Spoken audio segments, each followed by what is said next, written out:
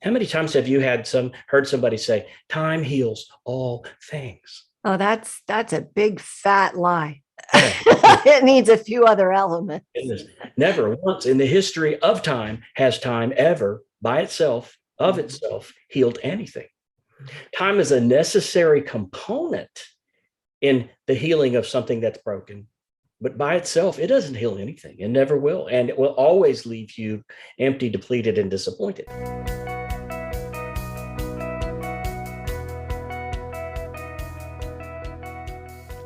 Well, welcome to another episode of What to Say and How to Say It. Our topic today is You Broke It. Can you fix it? And we're talking about relationships. And sometimes it's can you fix it? Sometimes it's should you fix it? And then, oh my goodness, how? How do we fix it? Right? A lot of times we do things in relationships that mess things up, and being able to see that, own it, and then take action on it. Super, super important, and also difficult if we have pride issues.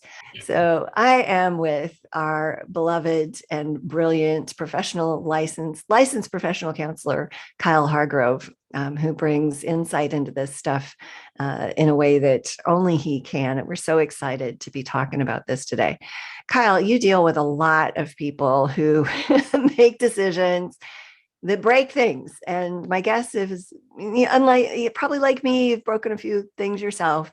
Where should we go with this today? What's important for our listeners? That's a great question. What's important when it comes to you broke it, can you fix it? I think we all have broken things, and people are not the same. And I think I've broken some things more than once. I've broken things over and over again, and although I might have been able to repair them at one point, it gets to the point where it's just not worth fixing. We can't afford to take that same attitude or perspective into relationships with people, and we do break things. And truthfully, there are some different levels to being broken and to damage that happens in relationships. And it's important first for us to be able to admit that we're responsible for it. Mm-hmm. And then you ask the question, can you fix it? Will you fix it? Should you fix it? I guess the first thing that we have to stop and talk about is the willingness to be available to fix it, whether we have the skill or not.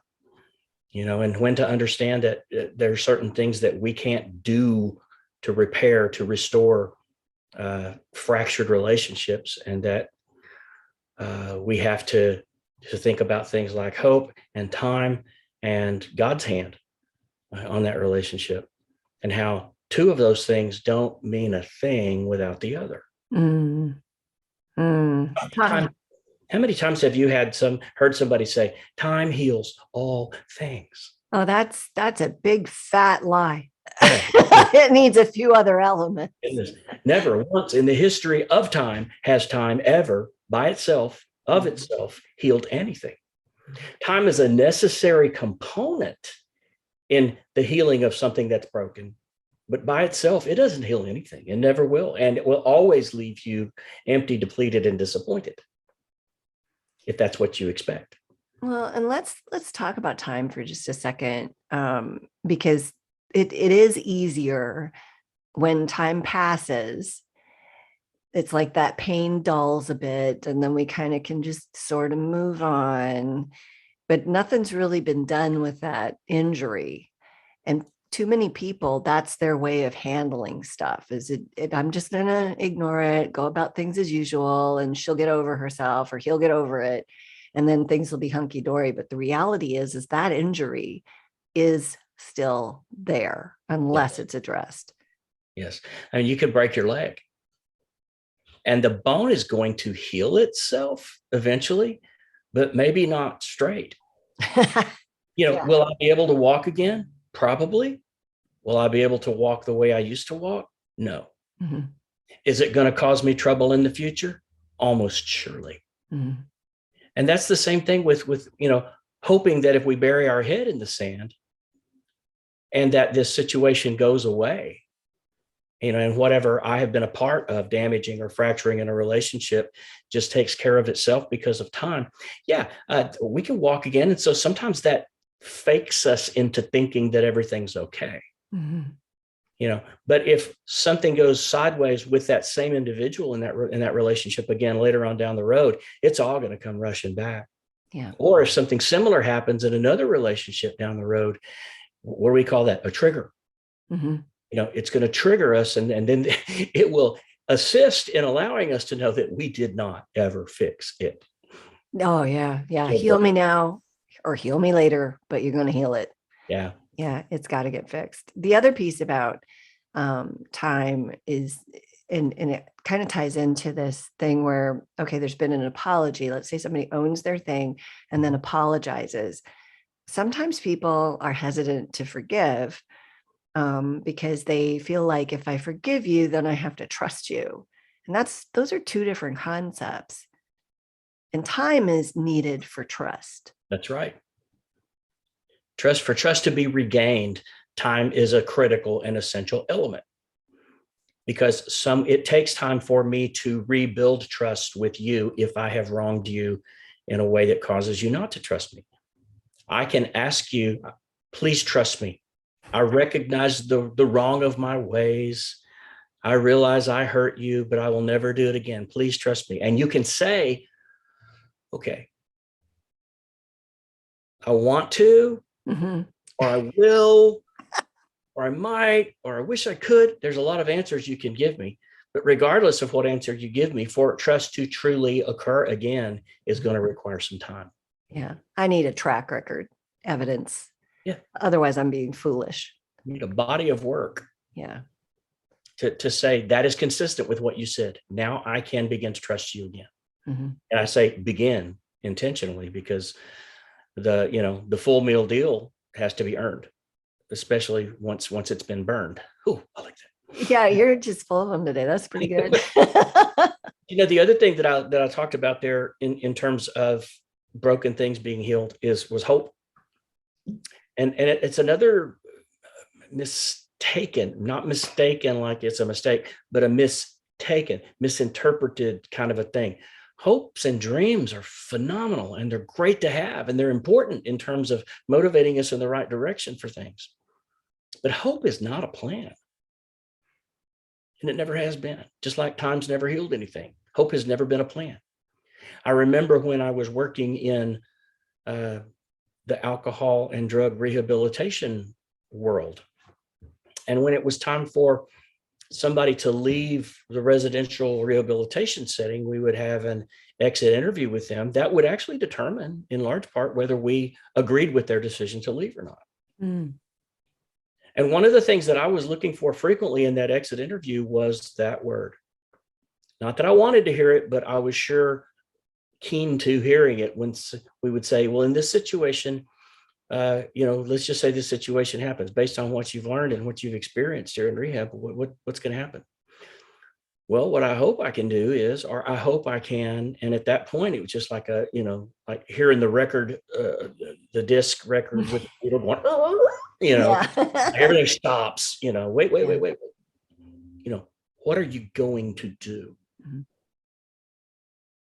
If you're going to depend on hope at that point to bring you to the right place or to make the right decision for you, you may want to hang out here for a little longer.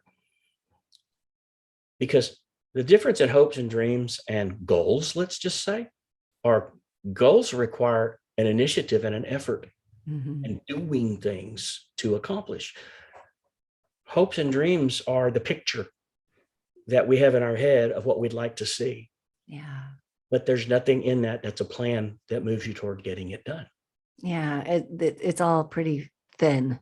It's great, but and necessary. Right. I mean, it's motivational for sure. You need that. But without a plan, without action, then hope is just pretty empty. There's nothing, to it.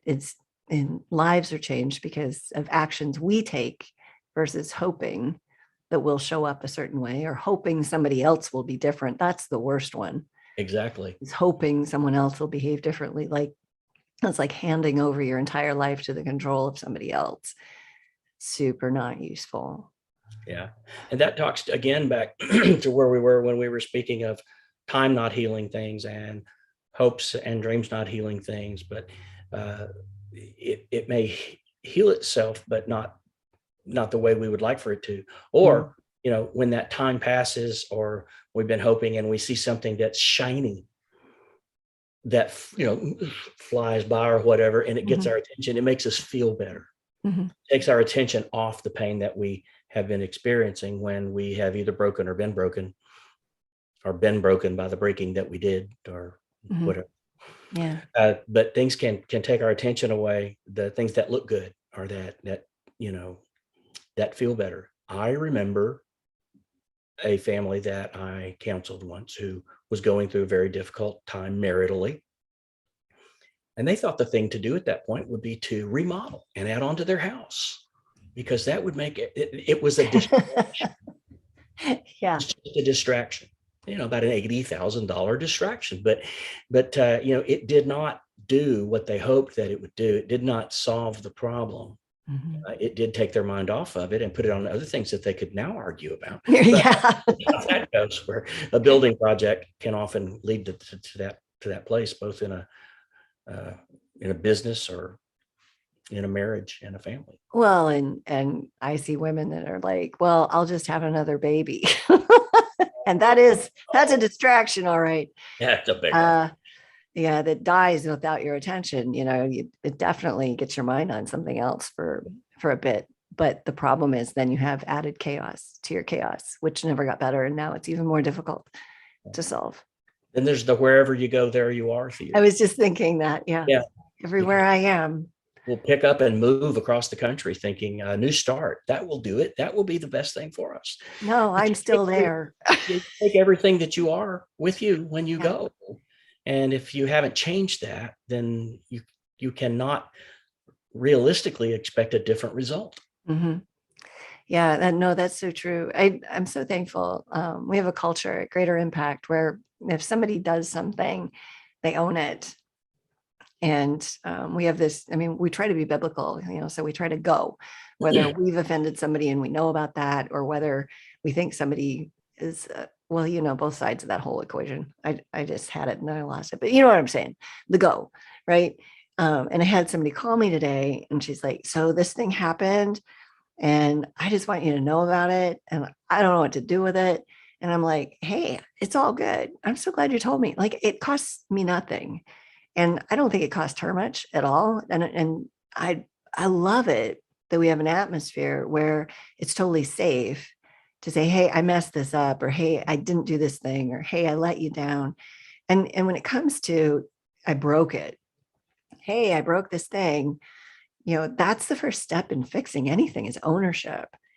And 100% of the time in I think in all of the interactions that I've had with people that I've been part of, or in coaching situations, both people have some sort of culpability, no matter what the circumstance is. There's, everybody likes to blame, point fingers, but reality is that, hey, we're both bringing stuff that is contributing to this mess. And maybe you're more wrong than I am, or maybe I'm wrongest person in the room at the moment, but nobody's telling me, nobody's calling me out on this, or whatever it is, right?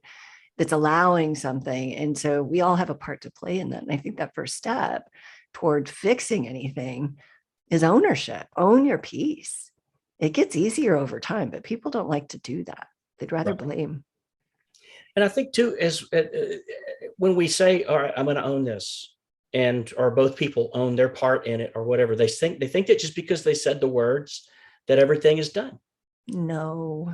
It's not a lot different from what we teach our children when they're tiny, and they hit their brother with a block, and brother's crying, and you're trying to you're trying to control the chaos and get everybody to settle down. And then we make this terrible mistake. We tell the offending brother, say you're sorry. Say you're sorry. Oh, I'm sorry. Okay. And then they go back to play and they forget all about it. But then you have a teenager who stays out too late, comes home late, and you're waiting for them and you're not happy and you're worried and the worst thing is you're afraid, Right. but it doesn't come off as fear. It comes No, off. it's anger. Always anger. Yeah. Yes. Yes. Yeah. They come in and they say, I'm sorry. And you say, that's not good enough. They say, but I said, I'm sorry. This is what we taught them. Mm-hmm. If you say you're sorry, then everybody's going to drop all their concerns and their fears and say, oh, okay, well, that's good. We'll just move on. We'll forget this ever happened. Okay. No, we can't. No. Give me my car keys and this is mine now. Again. We got to understand that owning something in something we've broken, that's just the first step in making it better, in fixing it, into repairing and resolving. And understand, when it's fixed, it won't look the same because there's a scar. Yeah. There's a scar there, and it won't look the same because things have changed. We might have changed the dynamic of the relationship. It doesn't mean that it's not going to be as good. It might ultimately be better than ever. Oh yeah. That's the thing. Scar is something that it's there to show us, that damage was done, but it's healed. Mm-hmm. The question is, did we become better for it? Are we better than ever because of the damage that was done? And did we learn something in that situation? Or did we just, we let the minimum amount of healing go on, and maybe we're going to make the same mistake again? Well, I think of my son broke his arm skiing a number of years back, and there was a scratch on his arm.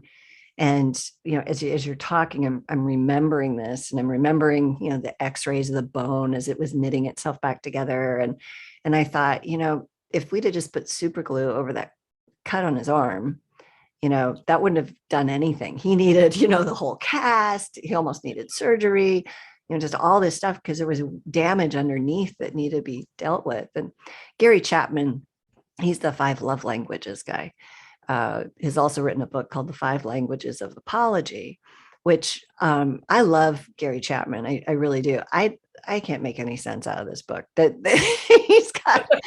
You're supposed to be like the love languages. You can go, oh yeah, acts of service, man. I got you pegged, words of affirmation. That's why you like it when I tell you you're whatever, but this, 5 languages of apology. I can't tell what my own language of apology is, even with the little tests they have and everything. So we decided we'd encourage people to use all of them, so experience, communicating regret. I'm sorry that, I did this thing. I regret that it happened. And, saying I was wrong is another piece of it. I was wrong too, da, da, da. Then the retribution is a piece of it too. What can I do to make it up to you? Mm-hmm. That's a thing, man. Because sometimes that needs to happen. And sometimes there's nothing you can do. No way. If you drive over my cat and kill it, you can't fix that. It's just not going to happen. Right. But then there's other pieces of it, some people don't feel like they've been apologized to unless they hear the words, can you forgive me? I didn't know that. So that was kind of an aha for me and I like that phrase because forgiveness isn't for, we don't ask people to forgive us because we need their forgiveness. Jesus already did all that, right? But they need to forgive. It's a gift for them. It's a gift for us when we need to forgive somebody else. So I like that languaging because it facilitates it. And honestly, I like it when people, and I've only had this happen like once, but I had somebody say, no, I can't forgive you. I can't forgive you right now. Maybe tomorrow. I'm still so mad at you. Okay, that's fair enough. The opener. Yeah. It is, because it causes you to wonder and maybe for the first time, get it right about who forgiveness is for. Because if you ask that person to forgive you and they say no, then you're kind of hosed. and because that wasn't about that person. That was about you. Right. That was about you doing the right thing. It was about you following through verbally with what you were doing in your heart. Mm-hmm. Saying, I messed up. saying, I need to ask for your forgiveness. I did this wrong. Whatever it was, that's about you becoming clean with you. Mm-hmm. Yep. And if you make it about them and up to them, you're hanging out there to dry if they say no. Yeah. Well, and I'm thankful that, I know that thing I just did, whatever it is, it's already been paid for. Yeah. But I do want restoration, and we are called to do what it is whatever's necessary, that up to us, right, to be peacemakers. And so if that person's not going to forgive me, okay, if there's nothing I can do to make it up to them, then they can go off with their resentment and their bitterness and work that out with the Lord. And I'll pray for them in the meantime. And the relationship, unfortunately, will be forever tarnished by that, which is unfortunate. But if you hang in there with integrity and give people the time they need, that's helpful. I have a client who's dealing with a spouse that has had multiple affairs and has said, I'm sorry, I'm not going to do this anymore. Why are you still upset at me? Yeah. Why can't everything be back to normal?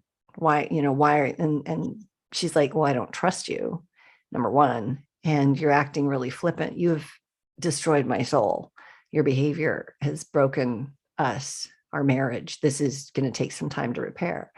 And he doesn't get it. He's like, well, God's forgiven me. You need to too. She's like, well, I have forgiven you, but I don't trust you. And that needs to be earned over time. And he's just furious with her. And that is now their latest conflict, is her so-called lack of forgiveness. And she's like, I have forgiven you. I'm still here. And I don't trust you. And that's a different topic. God was there. He saw it all. I, however, did not. And thank God for that. Yeah. Like, who would I don't know what I can believe and what I can't. Yeah. I can forgive you, but for that to be complete is going to be a process. Mm-hmm. I think true forgiveness is a process rather than an event.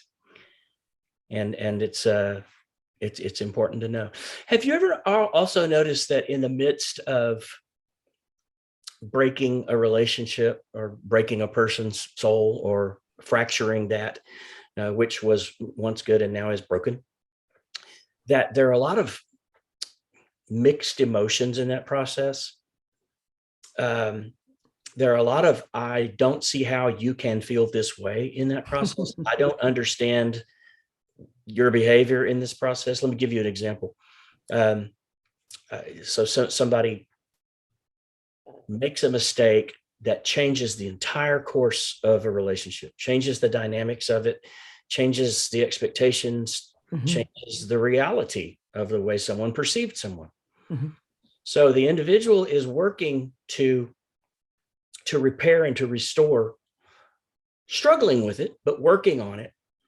And the offended person keeps coming to him saying, are you making progress? Where's the progress? Show me the money, And so he then becomes irritated, frustrated, even angry. Every time he sees that person coming, it's like, oh, and then his reaction or response to them is not pleasant. Mm-hmm. And the offended person is saying, where do you get off to being angry with me? Mm-hmm. You're the one that made the mistake. You're the one that, did the thing. And now I'm just asking you about it. And he's saying, yeah, but you're asking me about it all the time, And what dawned on me at a point in a process with an individual working on this is the offender was angry because of the fear that he couldn't make it right again, that he couldn't make it the way it was before again. And the closer he came to understanding that it probably wasn't going to be the same as it was before, the more fearful he became, not giving room to the possibility that it might be better. Yeah. That the lesson learned in that situation might make him a stronger individual, a better person, someone who is more thoughtful in the light of a certain situation. But the pressure coming at him caused, brought this frustration and this anger. So a lot of times we'll look at each other in the midst of a situation like that and say, you did this. You shouldn't be feeling anxiety or fear or anger. You should just be sorry. Mm-hmm. I'm the one that should be angry. I'm the one that was offended. I'm the one, who got hurt and has been broken in the midst of this, or maybe the both of us have, but it hit me hardest. And not giving room for someone maybe really doing their best and really moving toward the resolution that they've never had to do before. So it's a process of learning, Mm-hmm. but they're afraid that they won't be able to make it the way that the fairy tale ending looks, or make it the way that it was before, when it was so comfortable and nice. Well, and it says a Probably lot not about, all that stable to begin with. oh, well, yeah, that could be right. Or there was something that was lovely there, but the potential for even more intimacy occurs through damage. Yes. Like when the bones are broken, they knit back stronger than they were because they've been broken. Right. They're stronger in those places. And so we have to look at God's design and go, this is the potential that's there. And if we walk through that rightly, if we walk through that with the other person's, their experience on our field of landscape, if we also take care of ourselves in that. And so I could see within reason, your person saying, hey, I love you. And the constant asking me and all of that is making me not want to do this thing that I really want to do. So please stop, and putting a boundary in there. And hey, if you bring this up again, I'm not going to talk to you about it. So boundaries would be in place there, because the other person's acting kind of controlling. Their healing is not under their control, and it's somebody else. We're supposed to walk with people. And so there's fear on both sides, right? Yeah. I was like, what if at the end of the day we found out that the issue was the same for both people? Oh, yeah. Yeah. They're both afraid. Yeah. I think you're right. I think you're absolutely right. There's so much learning for everybody in the midst of one of these situations. We have to look at ourselves first, and the Lord can go, what is it I'm supposed to learn here? Because we start, doing that plank thing that Jesus talked to us about. Of course, that. Yeah. And it's so much easier. But the reality is that the more I'm focused on somebody else's behavior, it takes away from the opportunity to show up differently and prevent this particular injury. Mm-hmm. We want to be the way that he is within us, and we can't if we're so afraid and so controlling. Yeah. Well, I think that kind of gets back and brings us back kind of full circle there, because the focus, although the end result is an outward result, the focus is an inward focus. I cannot change you. I must work from in here. I got to change what's in here. Mm-hmm. I have to work on this. I don't have the control to work on that until this is right. Yeah. And so we so frequently look at, how we want the end result to look, and that's out there. Mm-hmm. And so I want to put my efforts out there. No, your efforts need to be in here. My efforts need to be in here. But I think our default setting, and, I run across this daily. Mm-hmm. Clients, is the first thing they want to do is and I'll ask them, said, the story of Adam and Eve? Yeah. So when God confronted Adam while he go, what did he do? He went, it was her. It was this woman you gave me. Our default setting is to point fingers and get out, not in. Mm-hmm. Because as long as we're out, we can, there was a little influence over here, and, that had something to do with it too. But yeah, my choice did as well. Yeah, my choice. The only one I can own is the one that I made. Very true. The only one I can own is the one that I made. And that's absolutely true, Kyle. Can we fix it? Well, we got to fix us. Yep. And we're the only person that we can really fix in that space. And then the relationship is then created out of two people bringing their best selves. And sometimes recreated. Yeah, exactly. Which maybe needs to happen like too often, no joke. Yeah. Well, this has been fun talking about today. I broke it. Can I fix it? It was me It again. was me. I did. Yeah, I did that. Yeah, that was me. Yeah. And so thanks for running around on this topic today. Always. And if you guys have interest in learning more about how to stop walking on eggshells, because that's a thing that keeps you from interacting when we break things, is the pride issue, the fear around how people are going to respond or react. You can go to our website at greaterimpact.org and grab our free ebook, Stop Walking on Eggshells. That's greaterimpact.org. We'll see you next time.